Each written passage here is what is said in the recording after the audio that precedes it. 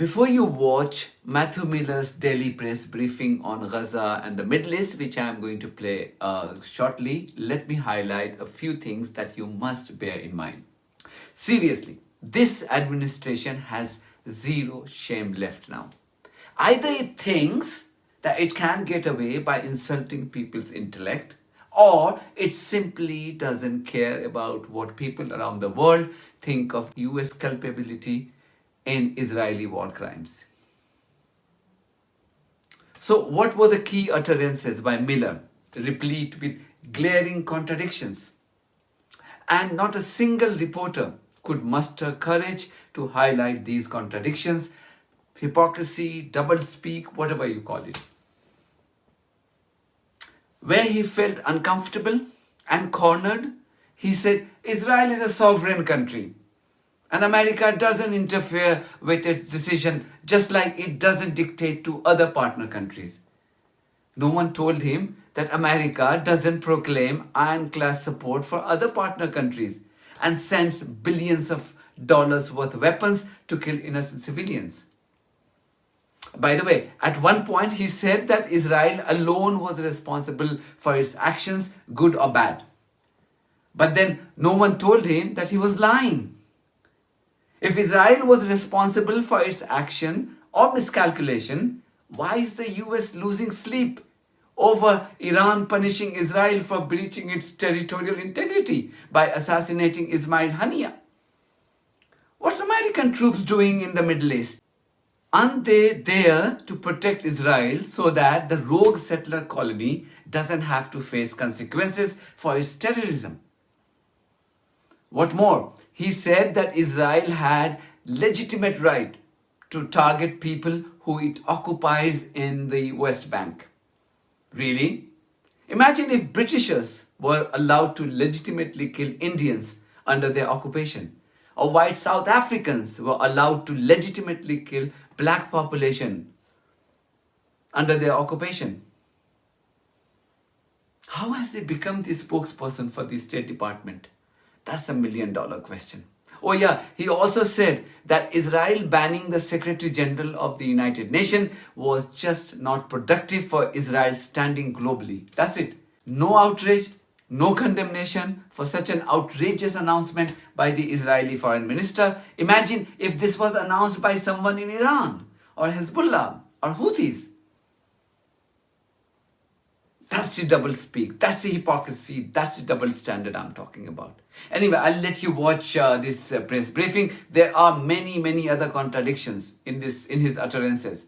These are bound to happen when your existence is based on lies and deceit. Thank you very much for your support of this platform on buymecoffee.com and Patreon.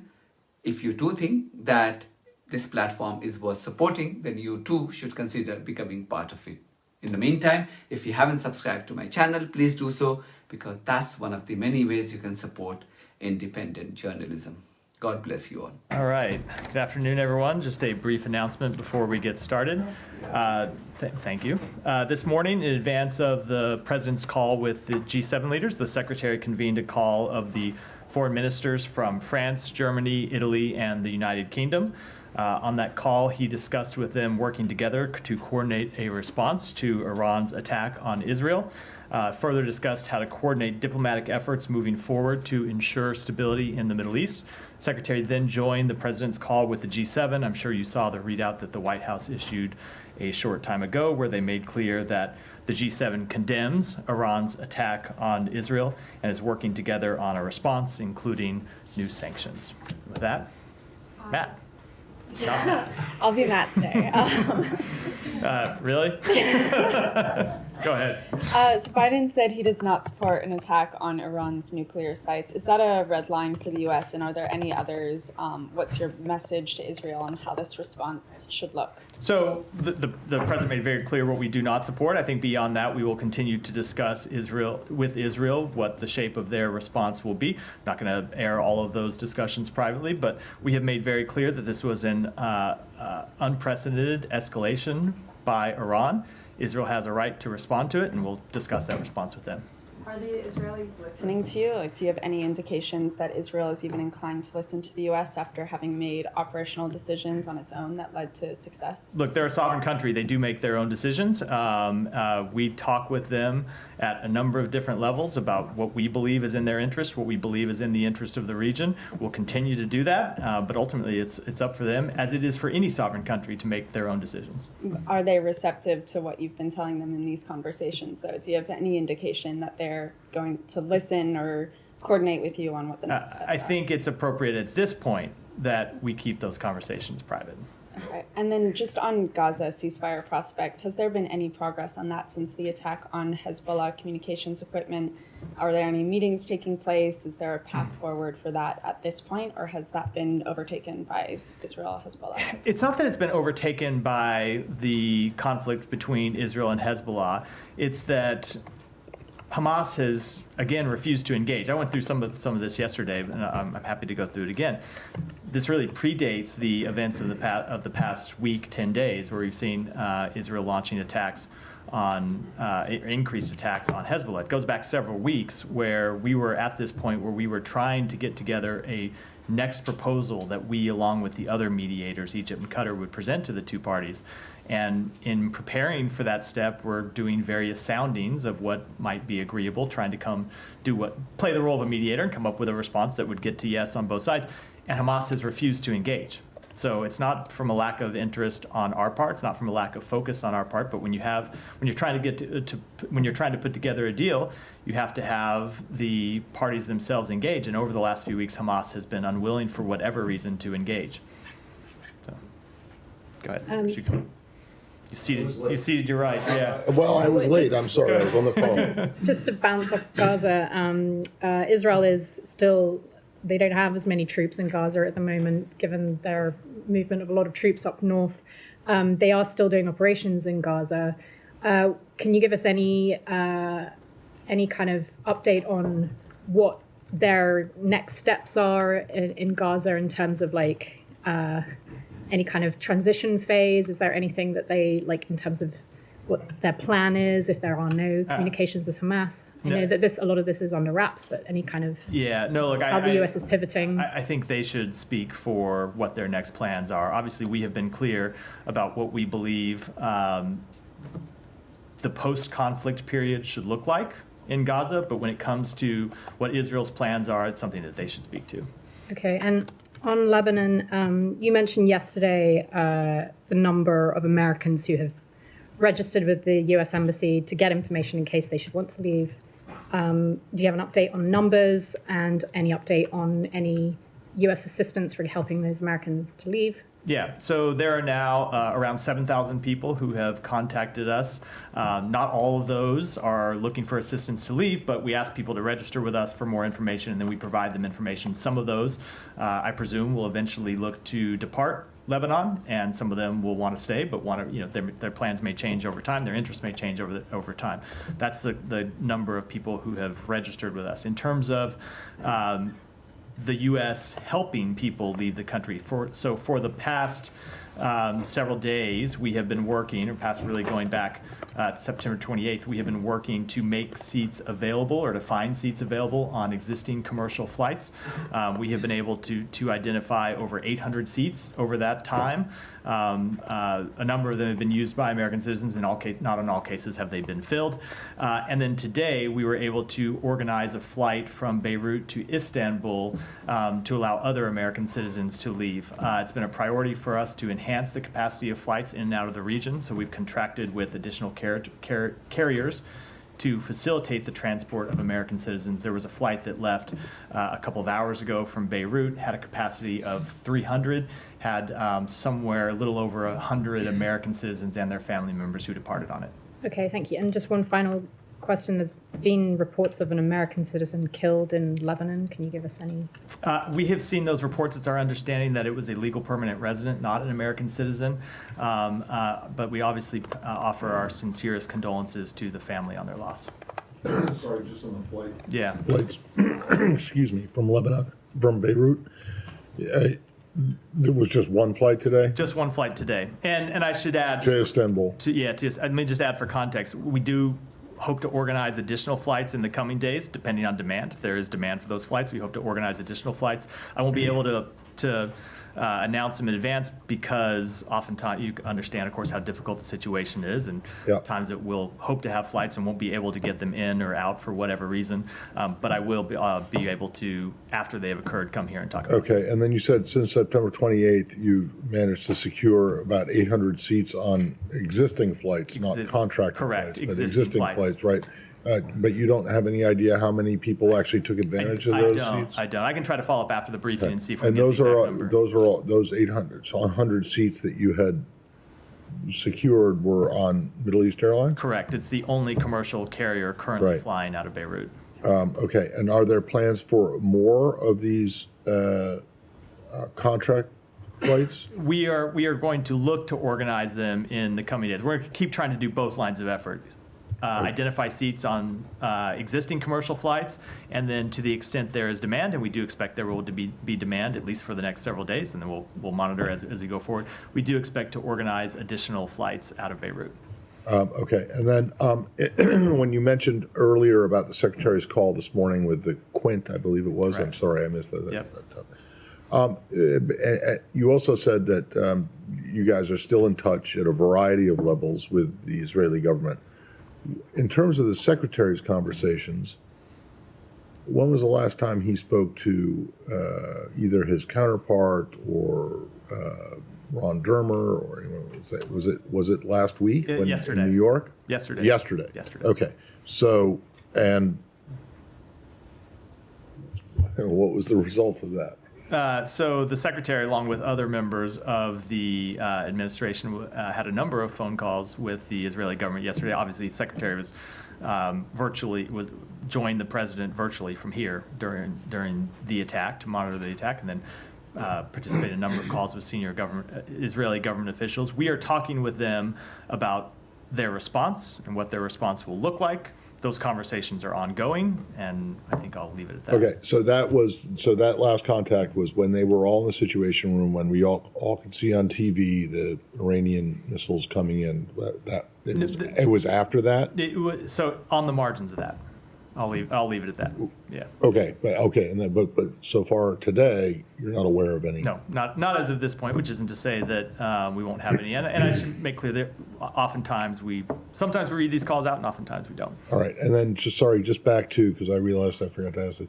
Do you have, whether it was on these flights from the 28th, from last week, and plus the 100 or so who were on this other flight today, do you have any idea of how many American citizens have actually left? I don't. I Lebanon? can see if we can get that information. On the flight today, it was somewhere a little over 100, but those aren't all American citizens. Some of those are American citizens. Some of them are family members who are not American citizens. Fair enough. Thank you. Yeah, Saeed.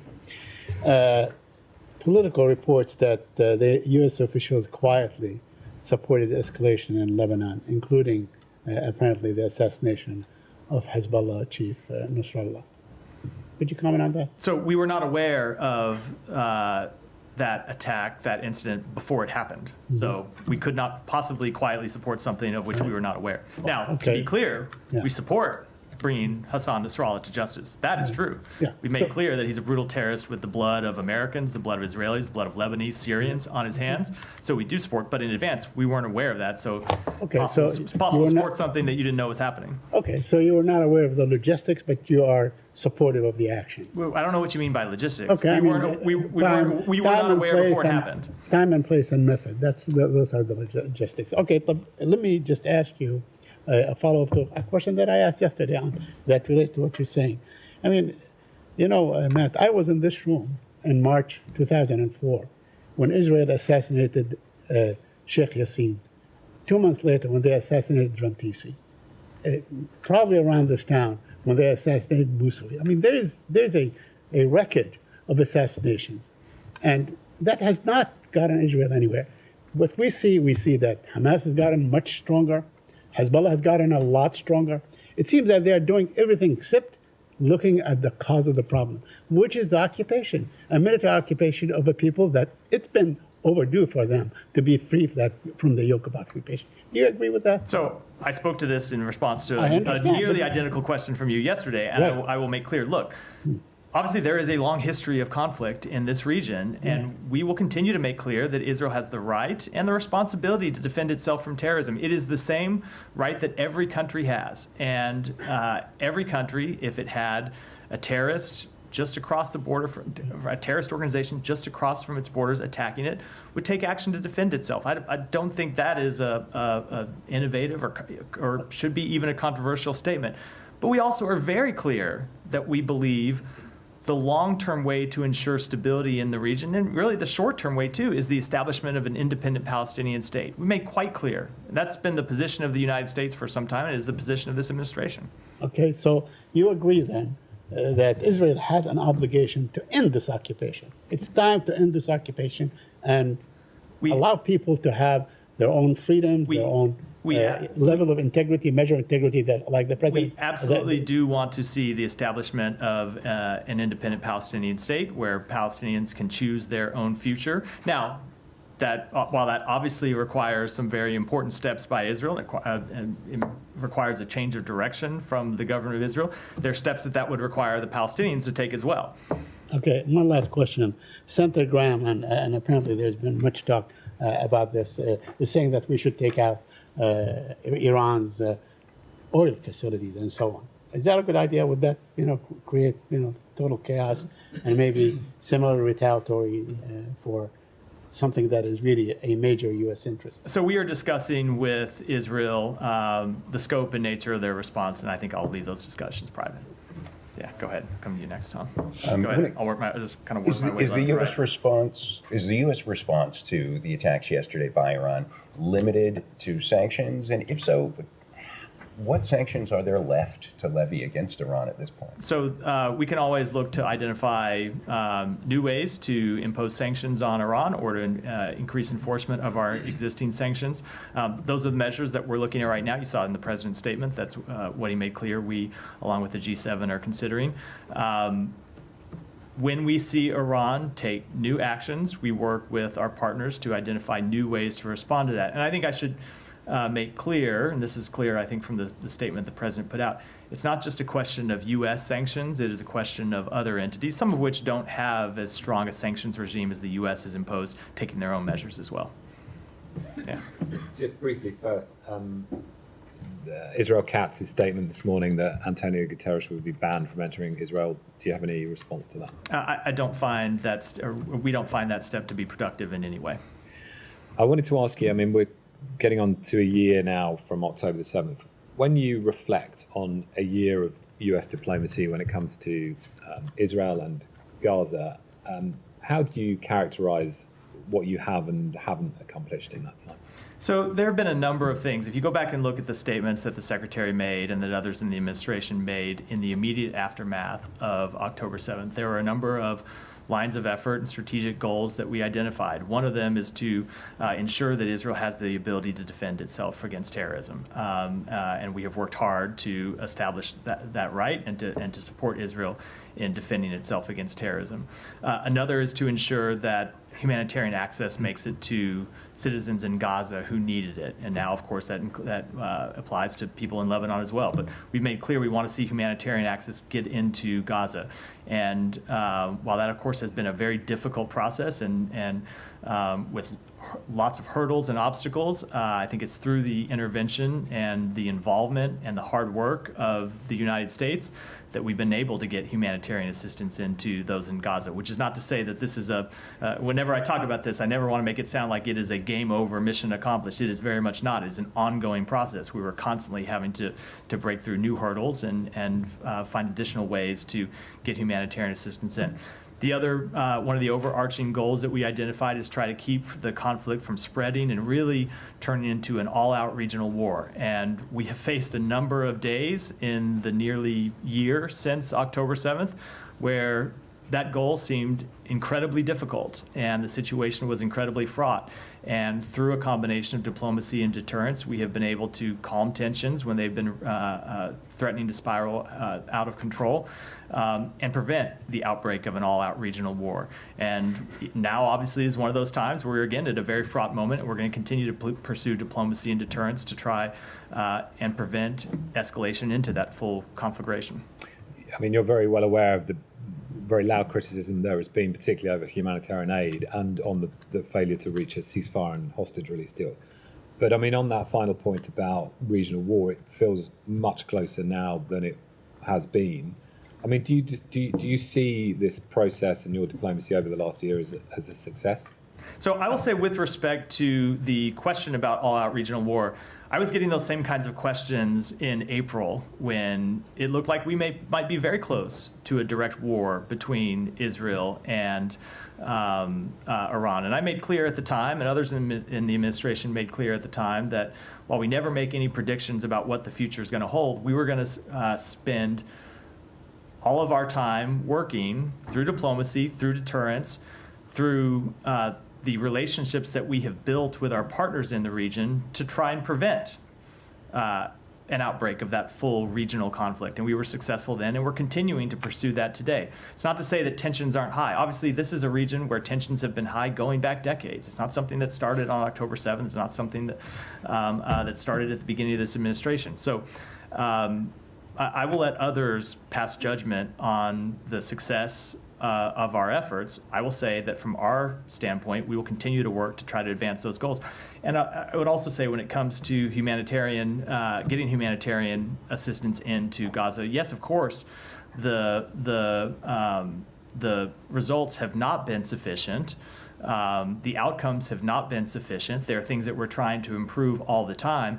But it is because of the United States involvement that we got humanitarian assistance in the first place, that we've seen it increase at various times, that we've seen it sustained, and it is through our continued involvement that we will try to address obstacles as they come up. I'll say, with respect to a ceasefire, yes, it has been a major priority of the United States to get to a ceasefire, but that requires the two parties themselves to come to the table. And there have been times when Israel has thrown up obstacles that have made it difficult, and we've been working through those and applying all the diplomacy we can to try and overcome those obstacles. And there have been times that Hamas has been the obstacle. And obviously, we don't have a lot of influence on Hamas's decision-making process.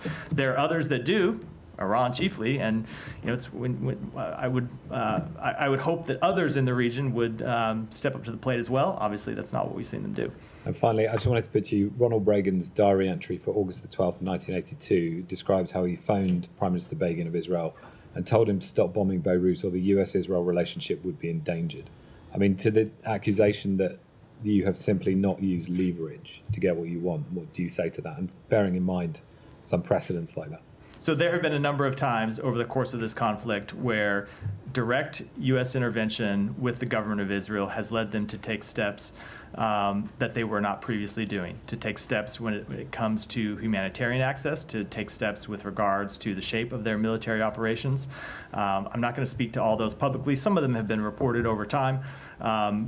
But I do think it is often simplistic to reduce the calculus of other countries, to reduce the understanding of what's happening to the bilateral relationship between any two countries. Every country in this region is a sovereign country that makes their own decisions based on their interest. That was true before October 7th. That remains true. The United States will continue to work to advance its own interests. Will continue to work to advance peace, advance stability in the region. But ultimately, all of the countries in the region, this includes Israel, this includes other countries, make their own decisions. They're responsible for their own decisions. They're responsible for the consequences of those decisions. I mean, Reagan did stop the bombing Begin stopped it 20 minutes later. Now, I think we have made clear on a number of occasions with the government of Israel what we believe. And there have been times when our intervention has led to direct action by the government of Israel. There are times when they have disagreements with us. And by the way, that was true in the Reagan administration, too. There's no administration that you look back through history will tell you that they have a perfect record in influencing any other country's behavior or decision making. There are times when we make our opinion known to the government of Israel and they act on it. There are times they disagree. It's true with other countries, and that was true in other administrations, both with Israel and other countries as well. Alex, go ahead. Thank you, I'll Matt. keep going. I understand you don't want to talk about sanctions, but to help us understand its scope, what is the ultimate goal, the targeted goal in it? Is it just to express your anger or to actually take away from their capability? So I'm not going to really, you're right, I'm not going to discuss sanctions that we have not yet announced. You saw the president make the statement today that we are working with the G7 on sanctions, but our goal continues to be to hold Iran accountable, and they are one tool in our diplomatic arsenal. We'll continue to use them. May I ask about Ukraine? Is it, Sure. Or why don't we do this? Why don't we keep going and we'll come back to Ukraine. Yeah. I have several questions on Iran and Lebanon. First, on Iran, why is the U.S. against Israel attacking their nuclear sites?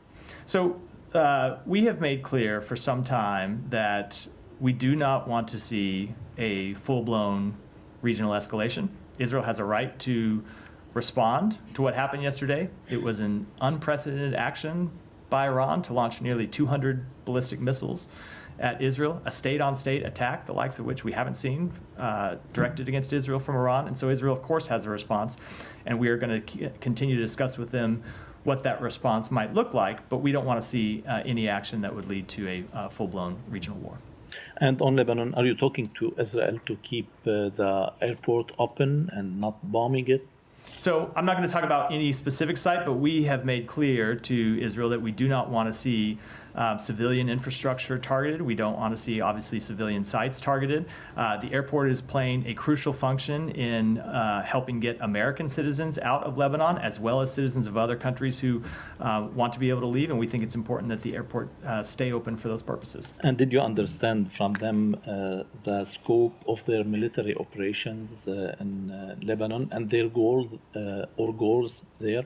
So we have obviously had a number of conversations with them about that, but I don't think it's appropriate for me to speak to those conversations. Those are private consultations between our two countries. To the extent they want to publicly discuss their operations in Lebanon, I think it's appropriate for them to do so, but it wouldn't be appropriate for me to do and so. And is the ceasefire offer still on the table, or it's already? We ultimately do want to see a ceasefire that leads to a diplomatic resolution. That has been, we have been clear that that's how we see this conflict ending. Now, we do support Israel's right to target members of Hezbollah, to target Hezbollah infrastructure, but yes, we do want to see a diplomatic resolution. And my final question, do you trust the UNIFIL and the Lebanese army to implement the 1701 UN Security Council resolution in the future? We do believe they are both very important actors for ensuring stability, for ensuring the full implementation of that resolution. Obviously, if you look at the long history since that resolution was adopted, we've seen Hezbollah refuse to comply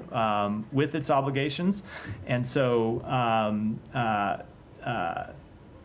we would call, again, as we have over many years, going back, predating this administration, for Hezbollah to pull back from the border, to comply with the requirements of 1701.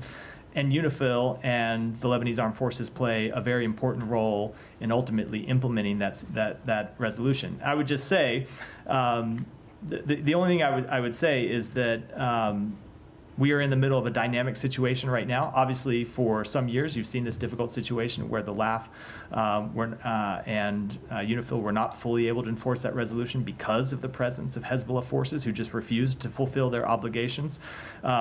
We are in a dynamic situation right now. It's hard to say how it's going to shake out, but look, ultimately, what we want to see is that resolution implemented. Thank you. Yeah. First, I want to press you on your answer to Tom. Israel declaring the Secretary General of the United Nations a persona non grata. We're not talking about the head of UNRWA. We're talking about the head of the UN itself. You said, your answer to him, you said that's not productive. You don't think that this is delegitimize an international body that provides an essential work, humanitarian work for civilians during this current war, whether it's in Gaza or Lebanon? But we don't think it's a productive step at all, precisely because of the reasons you identify, which is the UN does incredibly important work in Gaza. It does incredibly important work in the region. And the UN, when it's acting at its best, can play an important role for security and stability. So we think it's important that Israel be able to engage with the UN. One of the things we've always said that Israel needs to be cognizant of throughout this conflict is its standing in the world. And steps like this are not productive to improving its standing in the world. Sure, but do you condemn it? I mean, my point is, can you use any leverage to reverse this decision? Because I have made clear. I don't always like when people put other words in my mind or in my mouth. I've made quite clear what we think about this, and let's see what happens moving forward. Okay. The second question is, the Secretary and you often say that Israel has the right to defend itself, but how it does it, it matters. So this morning, there were 6 first responders were killed in Lebanon, civilians. In Gaza, it's over 40,000, 70% are women and children. In Lebanon, is 1 million people are homeless. So when he says how it matters, if there's no consequences in Israel, doesn't his word carry no weight? Does it mean that it's really a statement for public consumption? Absolutely not. Why? Absolutely not. Look, wars have horrific consequences. They always have. They always will. And these wars have had horrific consequences for the people of Gaza and now for the people of Lebanon. It is why the U.S. has worked so hard to try to reach a diplomatic resolution to the conflict in Lebanon. And what you saw going back months is Hezbollah refusing to stop its attacks on civilian targets inside Israel. It's why we've tried to reach a ceasefire agreement in Gaza that would ultimately lead to the guns being silenced, hostages coming home, humanitarian assistance surging in. We will continue to pursue both of those things. But in each of these cases, it is just a little more complicated than the question concedes. It is more complicated when you have terrorist groups that hide inside civilians. When you look at the death of Hassan Nasrallah last week, where was he? Was he on a military compound? Was he on a compound that Hezbollah built where there were only members of Hezbollah? No, he was underneath a civilian apartment building. And when you look at what has happened over and over again in Gaza, you've seen Hamas hiding not just in apartment buildings, but mosques and schools. Now, we've been very clear with Israel that doesn't lessen their obligation to do everything possible to be mindful, to minimize and reduce and eliminate civilian casualties, but it is an extremely tough situation. It's every military in the world would face extremely challenging circumstances trying to take on a terrorist organization that was committed to targeting civilians, not just targeting members of the military, but targeting civilians. And at the same time, they do it hiding among civilians. That's what makes the situation so difficult. And just finally, do you see this current escalation and a military conflict as a result of U.S. failed diplomacy, or is it Netanyahu's government trying to drag the U.S. into a bigger war? So again, it's a little bit of a simplistic question about a complicated situation. There are 2 parties to this conflict. I don't know, it's a simplistic question. Israel is one party to this conflict, and Hezbollah is the other party to this conflict.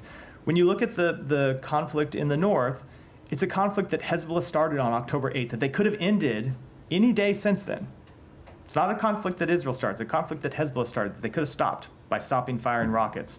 So I will say, as I said in response to an earlier question, we've been at similar situations over the past 12 months where situations were incredibly high, and it looked like we might get into a full-scale war. And the combination of our deterrence and diplomacy and the hard work, not just of the United States, but our allies and partners in the region has been successful in preventing that from happening, which is never a prediction of future success. But to us, it tells us that we ought to stay at it and keep working and stay at the diplomacy and the deterrence, work with our partners. And that's what we are going to continue to do. Yeah, go ahead, and then I'll come. Very specific. Because you have been talking about, you've been asked about 1 year on, you talked about how one of the challenges that the US faced was to help get more aid in. Reuters has been reporting that sources who work in aid delivery say that Israel has introduced this new customs rule that makes individuals who are delivering aid now have to sign forms to say that they, to accept liability for false information. And then there's lots of individuals working on delivering aid who don't want to sign it because they fear they could be legally liable if any of that aid falls into Hamas's hands. And as we know, aid has fallen into Hamas's hands. It has apparently had a knock-on effect and is reducing the amount of aid that's being delivered, particularly in the last 2 weeks and particularly via the route from Jordan. Do you have any comment on that? Are you aware of that impact? I'm not going to comment on that specific report other than to say that our Special Envoy for Humanitarian Issues, Lise Grande, has been working on a number of potential obstacles to the delivery of humanitarian assistance, including intensely over the past week, 10 days, including some new measures that we've had to respond to and that we have been working on. And I will just, and it's not just Lise, it's others from the State Department across the government who've been working on those. I will just make clear, Israel has an obligation under international humanitarian law to ensure that humanitarian assistance makes it to the people in Gaza, to ensure that there are not unnecessary barriers to the delivery of humanitarian assistance. That is their obligation. It's not the United States telling them that. It's their obligation under international humanitarian law, and we expect them to comply with that obligation. Thank you. Go ahead. I promised I'd call to him. I'll come to you next. Go ahead. But just before I start my questions, I have a follow-up on Michelle and Said's question regarding the oil facilities and nuclear facilities in Iran. Do you consider them legitimate targets? Because they are for civilians' infrastructure, isn't it? Look, I just don't think it's productive for me or appropriate at this point to talk about our ongoing discussions with the government of Israel. It's clear that this was an unprecedented escalation by Iran. Israel has the right to respond to it. We're going to have discussions.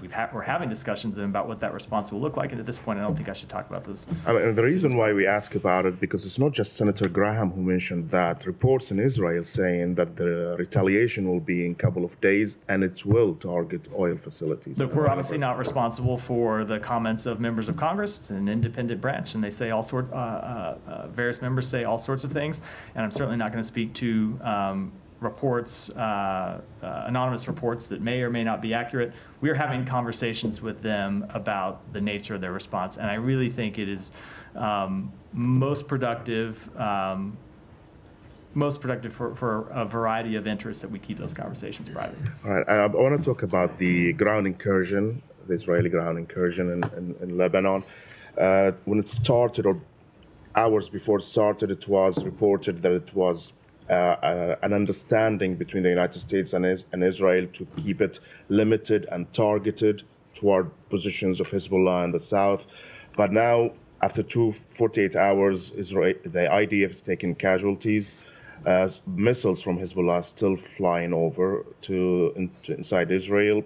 Does this risk that this limited incursion turns into a full-blown invasion to southern Lebanon? Look, there has always been the risk, even before. Even before these limited incursions began, there's always been the risk of a full-blown war between Israel and Hezbollah, and it's something that we have been engaged with for some time. So, and if you look at history, the history of Israeli invasions of Lebanon and how those have rolled out, and how Israel has occupied Lebanese territory for extended period of time. Everyone here is well aware of the history of this region, and it is why we are continuing to work ultimately to pursue a diplomatic resolution to this. I don't want to try and predict what the future's going to bring, because it's impossible for anyone to do that, let alone me. I'll tell you what we're trying to pursue. My final question.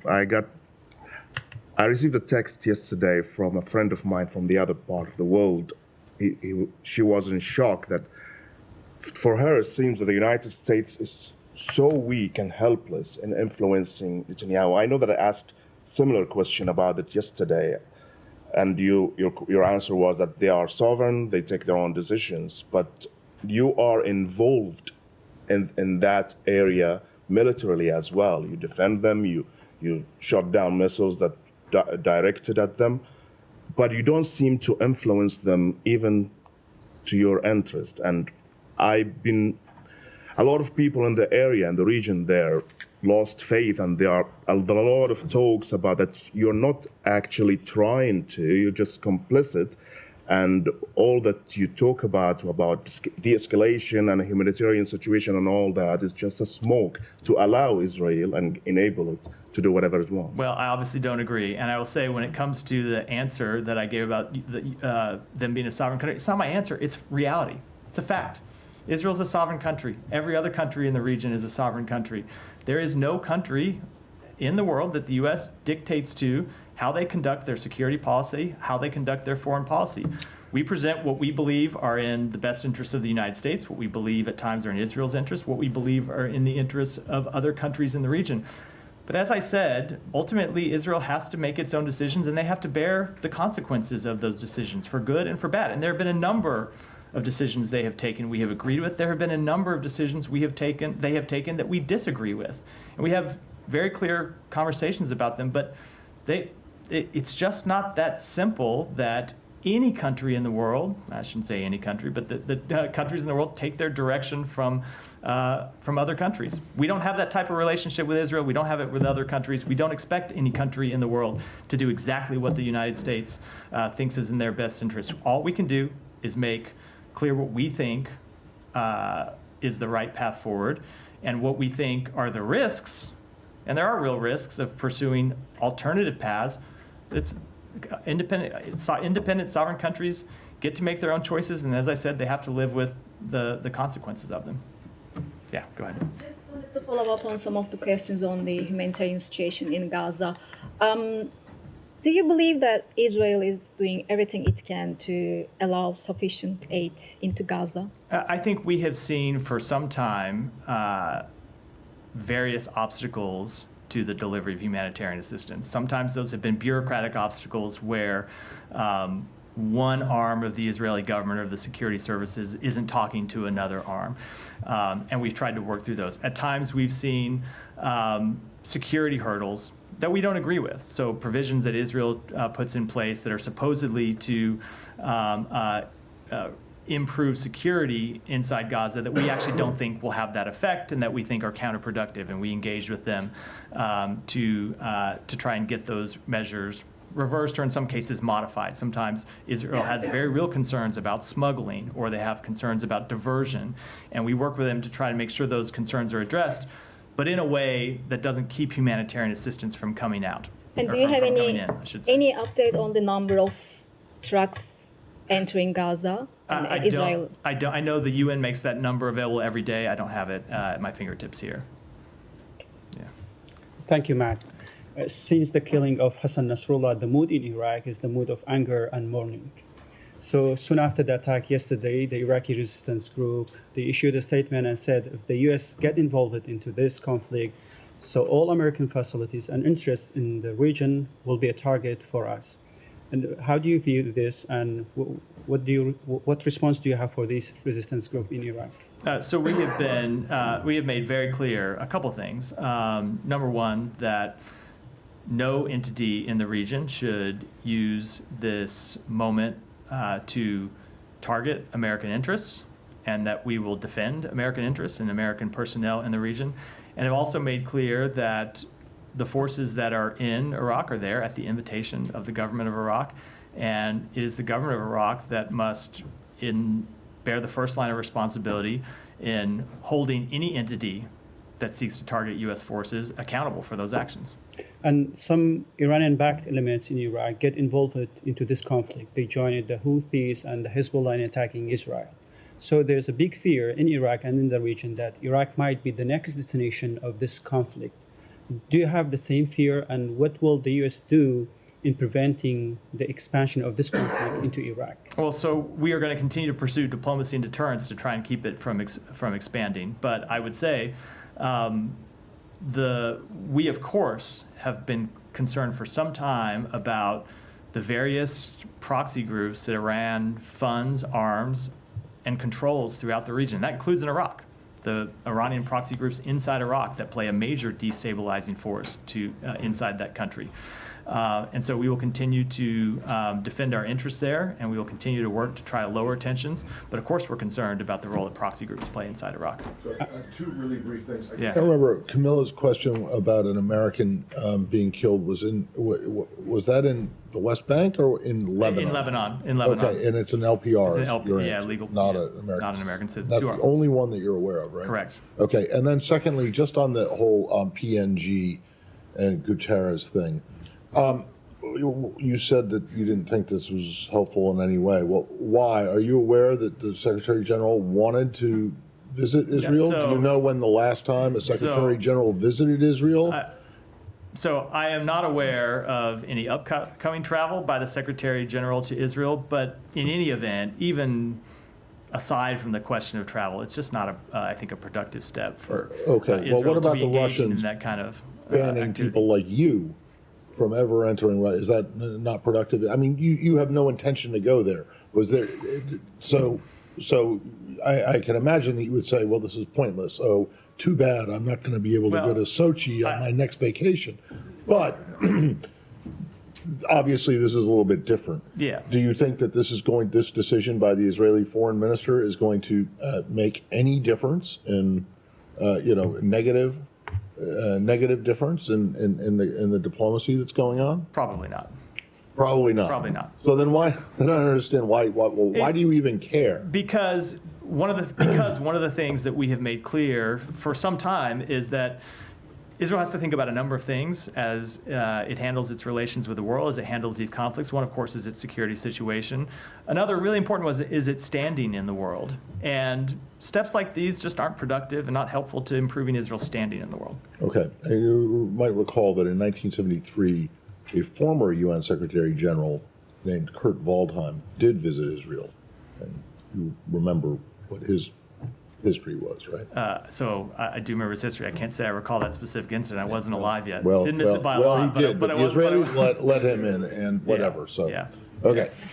All right. Can I just follow up just on one point on that very briefly, but just to ask if you're aware, because Philippe Lazzarini of UNRWA, and I asked him about this at UNGA, United Nations General Assembly, about visas for lots of UN workers in Israel. And he talks about a lot of restrictions, not just UNRWA, but other UN agencies. People are really, having limits put on visas, some not being able to get in, a month or 2 months at a time, which appears to be having quite a big impact. I mean, are you guys aware of that? Are you saying anything? Yeah, it has been an issue for some time, and on a number of occasions we have intervened with the government of Israel to get visas approved so humanitarian workers could make it into Israel and ultimately to visit Gaza. It has been at times a problem, and we have intervened directly to make clear that humanitarian workers need to be allowed in to do their job and have seen their visas approved. That's not to say in every case they've had visas approved, but in a number of cases we have seen that happen. Yeah, thank you. So for Italian television, I have a question. We are at a very important point in the Middle East. I can change it forever at the moment. So what is the position of the US in terms of more military support, more diplomacy? What are we trying to reach at this stage? We are trying to pursue all the goals that I outlined earlier in response to Tom's question. We are trying to ensure Israel has the right to defend itself against terrorism. We are trying to mitigate the humanitarian effects of conflict, and ultimately we're trying to see this prevent this conflict from spreading into all-out war. Can I do a follow-up about the G7? Regarding the talks that were ongoing this morning with the G7, what did you ask to the European allies? So that was a call that the president held. The secretary attended, but the president held. I would leave it to the White House to speak to that call in detail. But one of the things they did discuss, they put this in the public readout, is coordinating together on a response to Iran's actions, including sanctions. Israel? Thank you. All the way in the back. Thank you. Hi, Matt. Yeah, you? Yes. There's no one behind you. Back to the incursion in Lebanon. Shortly before the Israelis gone into Lebanon, the president said he is comfortable with the Israeli troops stopping their operation. Now that they are in Lebanon, I'm wondering, what is the United States going to do? Are you going to give advice to the Israelis in terms of how they prosecute their operation, or you're simply telling them to act with restraint and act proportionately? We are going to continue to have discussions that I won't read out privately about doing what they can to ensure that they can degrade Hezbollah and prevent Hezbollah from being able to launch attacks into Israel, as they have been doing since October 8th, and of course that they were doing for a number of years before that. And we're going to continue to press on them the need to make decisions that are in not just their short-term but their long-term strategic interests. Go ahead, Jahan. Thank you, sir. Secretary Blinken met with Indian Minister Jay Shankar yesterday. Could you provide some details, like what kind of message conveyed to him regarding the involvement of Indian agents in assassination attempt on a U.S. citizen, and anything about violation of human rights and religious freedom? So the Secretary discussed our enduring commitment to deepening bilateral ties, to coordinating closely on regional and global challenges, to advancing cooperation on critical and emerging technologies. I'm not going to make all of the details of those conversations private, but of course we often raise human rights in our discussions with governments around the world. So former Foreign Minister of Pakistan, excuse me, Bilal Bhutto Zardari accuses Shehbaz Sharif government of corruption and mismanaging $400 million meant for flood victims. And a big portion of this aid was provided by the United States. So is there any check and balance when you release funds for specific cause? So this is something we take very seriously, not just in Pakistan, but anywhere around the world where American taxpayer dollars are used and where there's an urgent humanitarian interest at stake. Both state and USAID employ a rigorous system of monitoring and evaluating in the provision of assistance, and we discontinue assistance when it is observed to be misdirected or misused. Sir, Pakistan recently secured a loan of $7 billion from IMF. Finance Minister says that without the support of United States and some other countries, it was not possible. Your thoughts on the economic recovery of Pakistan? Let me take that one back and get you an answer. Thank you. Go ahead here. And then Thank you, Matt. Yeah. There's a couple of questions here briefly here. Given that Hezbollah has murdered 220 Marines and countless other Americans and have fired 9,000 missiles at Israeli communities in the past year, including 12 Jews, children murdered in one missile attack, that's according to State Department, NPR and AP reports, why has Secretary Blinken not publicly demanded that the Lebanese government stop